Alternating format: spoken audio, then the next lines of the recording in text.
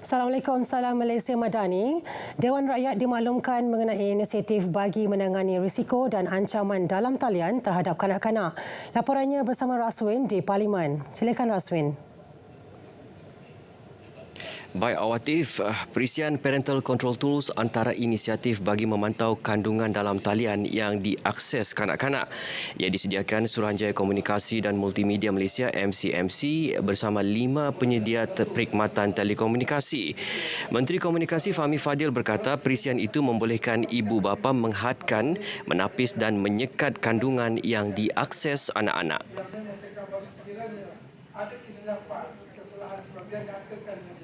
Kebanyakan penyedia platform media sosial mempunyai had umur pengguna akaun di mana hanya mereka yang berusia 13 tahun ke atas sahaja dibenarkan membuka akaun media sosial.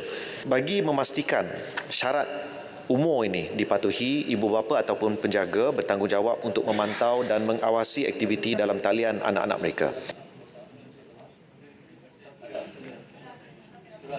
Beliau menjawab pertanyaan Wakil Kuala Kerau, Kamal Ashari. Sementara itu, bagi menangani risiko dan ancaman dalam talian terhadap kanak-kanak, pelaksanaan program berbentuk pendidikan dan kesedaran tentang keselamatan internet terus ditingkatkan. Antara inisiatif dilaksana ialah Klik dengan Bijak KDB dan Sukarelawan ICT Malaysia MIV di sekolah-sekolah dan Pusat Sebaran Maklumat Nasional NADI di seluruh negara. 94 syarikat pengendali kenderaan barangan digantung perkhidmatan selepas gagal dalam proses audit tahun lepas. Malah ada antaranya terlibat dengan kemalangan.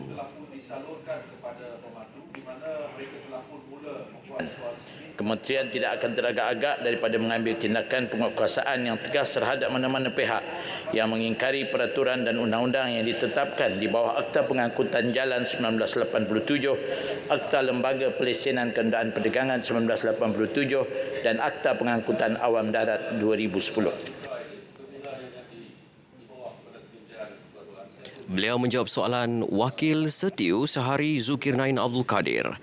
Dalam perkembangan lain, Datuk Hasbi turut memaklumkan mengenai perkembangan sistem High Speedway in Motion. Kementerian Pengangkutan bersama Kementerian Kerja Raya sedang dalam proses akhir untuk membangunkan sistem High Speed Wait in Motion ini. Menerusi penggunaan ini, aktiviti penguatkuasaan kenderaan berat boleh dilaksanakan secara masa sebenar dan automatik secara tanpa memerlukan kenderaan tersebut perlu berhenti. Terima kasih Yang Berhormat. Kerajaan tidak bercadang untuk mengangkat Kampung Baru sebagai warisan dunia UNESCO.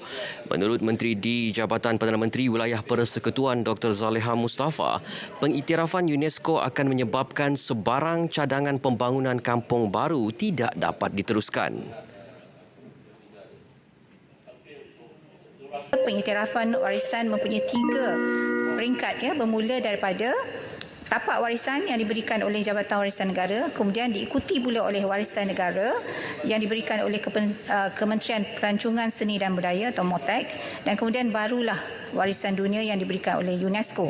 Pengiktirafan warisan di ketiga-tiga peringkat ini mempunyai beberapa kriteria yang perlu dipenuhi dan setengahnya tidak dapat dipadankan dengan ciri-ciri semasa Kampung Baru. Beliau berkata demikian ketika menjawab soalan Ahli Parlimen Pasir Salak Jamaluddin Yahya. Tambahnya, kerajaan komited mengangkat Kampung Baru sebagai bandar Melayu di Kuala Lumpur. Setakat itu, perkembangan semasa dari Parlimen. Kita kembali bersama Watif di Angkasa Puri. Silakan. Baik, Raswin, terima kasih. Parlimen semasa berakhir di sini dari Sungai Kesegara, Palestin, Pasti Merdeka. Salam Malaysia Madani.